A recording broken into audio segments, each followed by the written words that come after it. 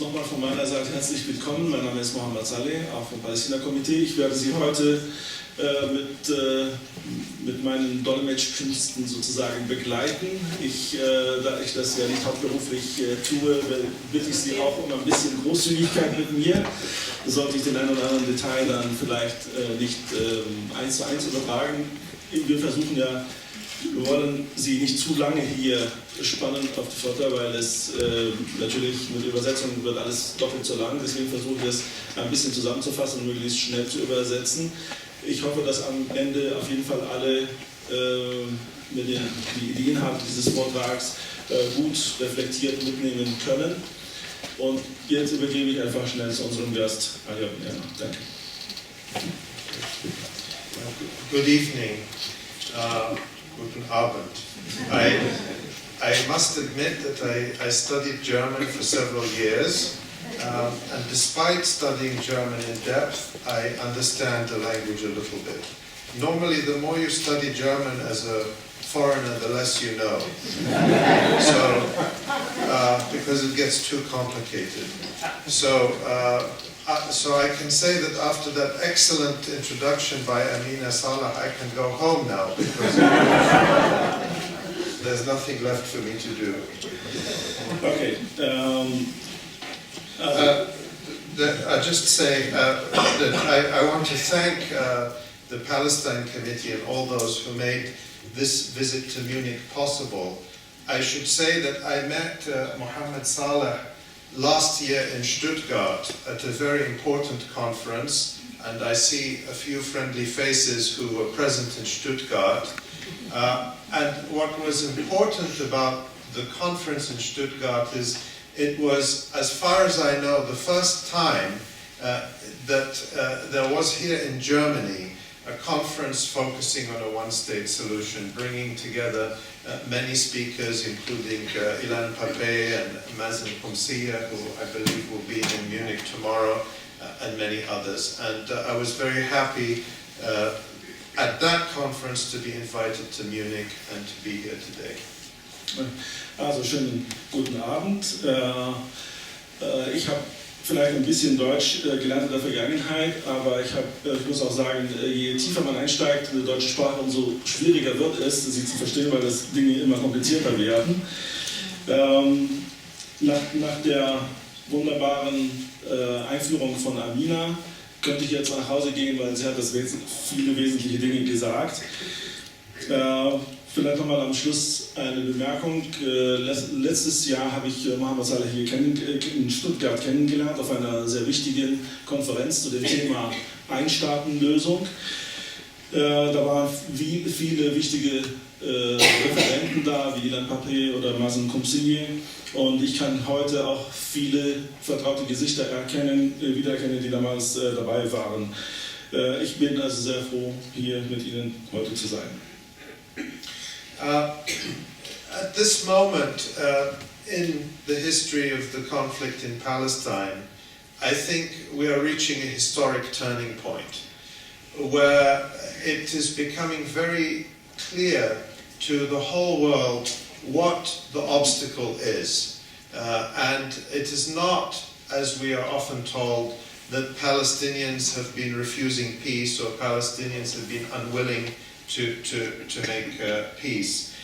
What we see is that Palestinians are confronted by a ultra-nationalist Israeli regime that is determined to colonize all of Palestine and that does not respond to any international pressure, any diplomatic initiative, or any compromise such as the one the Palestinians offered, which is to establish a state in a small fraction of Palestine. I want to just show you just a map that gives you an idea. When Israel was established in 1948, more than 400 Palestinian cities, towns and villages their populations were forced to leave their homes. Why don't you? And this is the map that shows many of the towns and villages. wir sollten vielleicht erkennen, dass wir heute an einem Wendepunkt in der Geschichte des Konfliktes sind. Wir erkennen, dass es viele Hindernisse gibt, doch das ist nicht so, wie wir manchmal erzählt bekommen, dass die Palästinenser jede Kompromisslösung abgelehnt hätten bis heute, sondern vielmehr haben wir es zu tun mit einer ultranationalistischen Regierung, einem Regime, das bis jetzt alle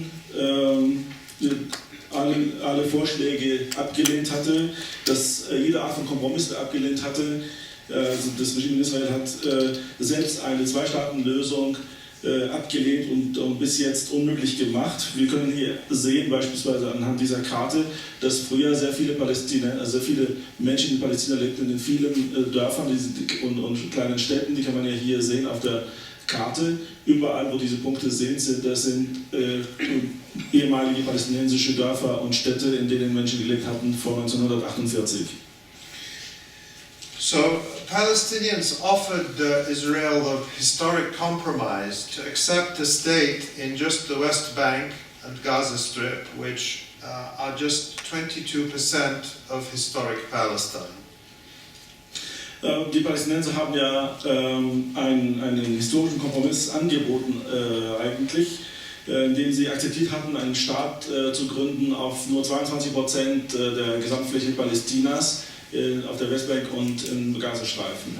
And Israel's response to that has been to colonize and to continue to build settlements for Jews only throughout the West Bank and to turn Gaza into effectively an open-air prison.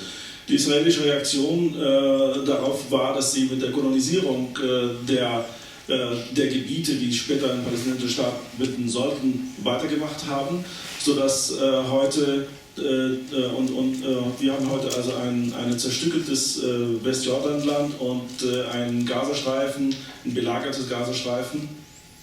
This map, I think, is a very good visualization of the West Bank today.